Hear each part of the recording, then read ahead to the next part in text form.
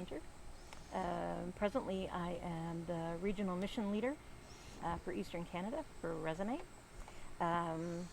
Been in that position 2 years, but before and still presently church planting. Have had 4 church plants and a restart in our story.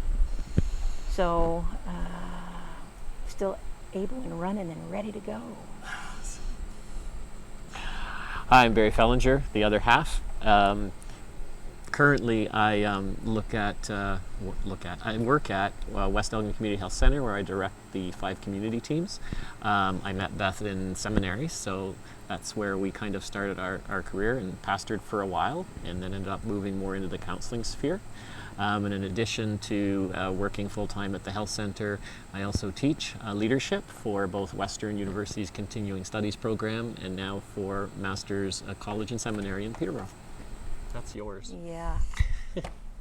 So first church plant that we were part of actually happened by accident. Nope, that was the second one. First one, I guess we've been in pastoral ministry a long time, and one of the churches that we went to, probably our second church, had 12 people left in it, and we had to get rid of 6 of them in order for the church to be able to grow. So it was probably more a restart, but it meant that you could reframe, rethink, redo. And I always get excitement about brand new people coming to faith. And so when I see them start to grow and know my heart does big things. And so the opportunity to start and regrow that church really connected something inside. And even though I pastored in established churches, there's always this little itch to go outside into the community and do something different. So, and God seems to confirm it when I do. When we do. And the one you're talking about, I mean, it wasn't just transfer growth as people were coming to the church. It was new people coming to faith, as well as some who had previously left because of situations at the church started coming back. But on top of that, we saw people coming to faith as well. So it was a mixture of both in that kind of renew church plant, as Beth described it.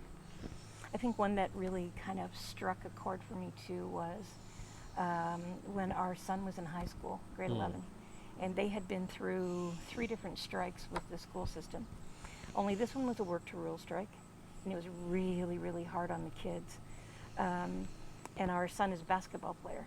So what happened was there was no basketball team, and there was no place for the kids to go. I would come home from work every day.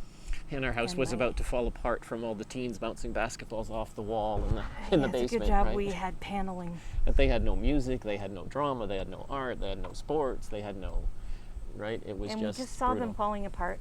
I had just gotten involved with Alpha and doing some Alpha stuff, and I thought, can we do it for youth? And so I said to the kids, it was a risk. It was like, if I make you pizza once a week, will you come and talk to me about God for an hour? And so we had 17 kids who came through that first Alpha course, and we said to them, will you help us critique this? Because teenagers can be honest. Right? Right. And that lasted 9 years. And over 40 kids would show up at our house on Sunday nights. And just the stories of transformation in their hearts. So this is a fun place to be. It's a hard place to be. It's easier. I'm not saying that church work is ever easy, but sometimes there's rhythm in an established church, and you're building the rhythm in a church plant. And I think maybe my ADD just kicks in really well and says, let's go have fun. But I knew that calling was there to be able to share the gospel with others. So one of the last established churches I was on staff at, that we had connected to the local high school and done some pretty cool stuff. The time was coming, and I just knew that seed planting was like so important. And I was sitting in my living room one night with my computer, and a job thing came up saying church planter wanted in St. Thomas, and I looked at Barry and said, we're moving. It was quick. This is me. And he was like, What? okay. So I don't know whether it's the risk of it or whether there's just this Holy Spirit driven passion that takes you places saying, hey, I want to hang out with people who don't know the gospel and share with them a story that actually makes sense. I think my Facebook page says moving people closer to Jesus one step at a time. And I think, if I can comment too, it's like you've always, not to sound detrimental or negative towards other people, but being in some established churches and church plants in a mixture, but not necessarily always being the senior person, is learning from observing and thinking, you know what, I might do that a little differently, or I would do that differently. So the opening in St. Thomas, which was, it all fell into place, which was miraculous in the first place, was that was the God giving the opportunity to, okay, you think you can do it, right? Obviously not on your own with his help, but I'm giving you the opportunity now to kind of live into all those things you've learned from other church plants and seen other leaders do that you would, do or not do, and all those things. It was like, it's wide open now. Here you go. Does that make sense? Yeah, and I think if I look where I am now, I'm still church planting at heart. Even being in a job in the denomination, it's not enough to sit in the office and help other people. I still need to be on the ground.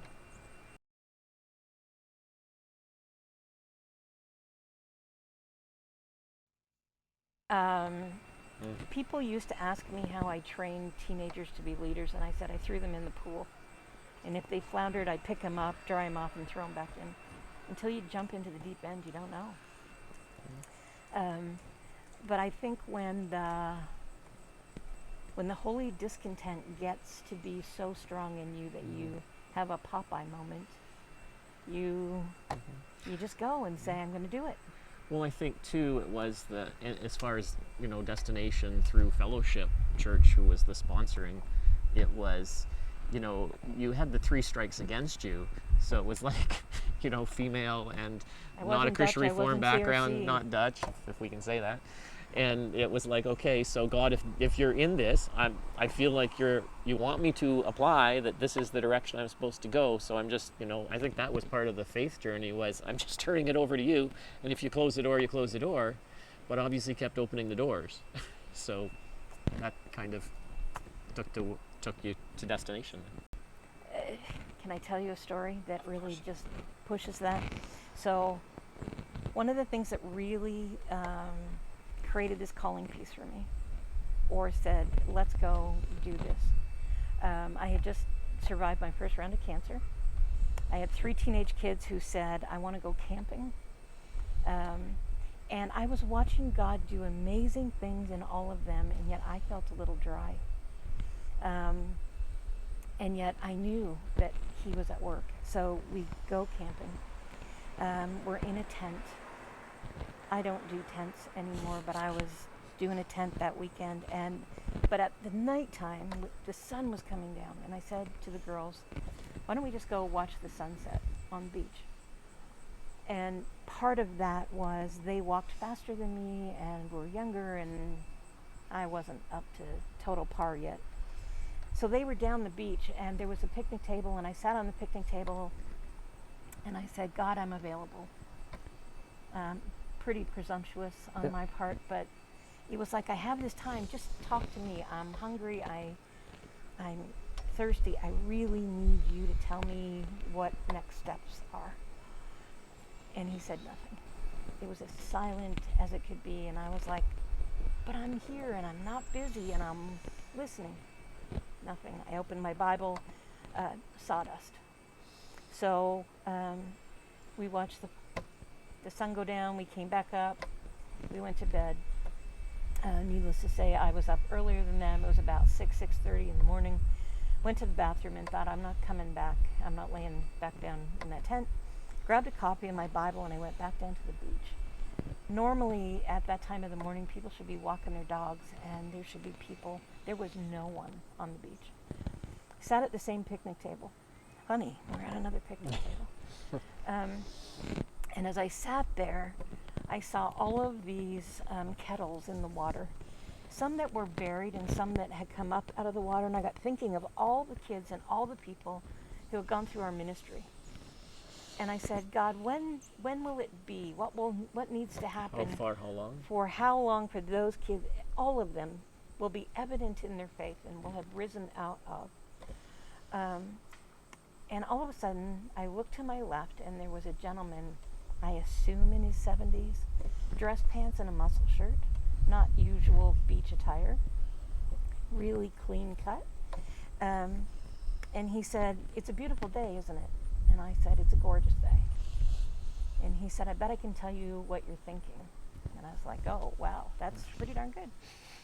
And he said, "You're thinking about the memories of youth and what it would take to grow them." Then I kind of freaked out a little bit. And then he said, "I don't think it's going to be a long time." And in the process of that, he turned and walked off and disappeared off the beach. And then I had the most overwhelming sense of the presence of God. But I'm impatient. And I said, "Okay, God, if that's going to happen, how long, how far, until I don't have to tell my neighbors about Jesus because they're going to know?" And then I looked out, and there was a guy in a kayak, about 45-ish. The most perfect stroke I've ever seen. No sweat. And he's doing this, and then all of a sudden he pulls in right in front of me on the shoreline. And he says, "It's a beautiful day, isn't it?" And I said, "Yeah, it's a gorgeous day." And he said, I've been kayaking since Kincardine, which is like at 6 o'clock in the morning. He's been in that kayak for a bit, and no sweat. And he said, "I just wondered how far and how long to the next town, because if it's not that far, I will keep going." And I said, "Well, Goderich isn't that far away. It's a 5-minute drive." He said, "Then I'm going to keep going." And he turned and he kayaked off into the water and just disappeared on the horizon. And that same sense of God showed up. And then I opened my Bible, and Isaiah 12 popped up. And at the end of Isaiah 12 says, "And God will do great things before your very eyes." That has been my verse from that moment till now. So every time I think I'm risking something, or every time I'm thinking the what ifs, or is it worth it, I hear, "And God will do great things before your very eyes." And I jump.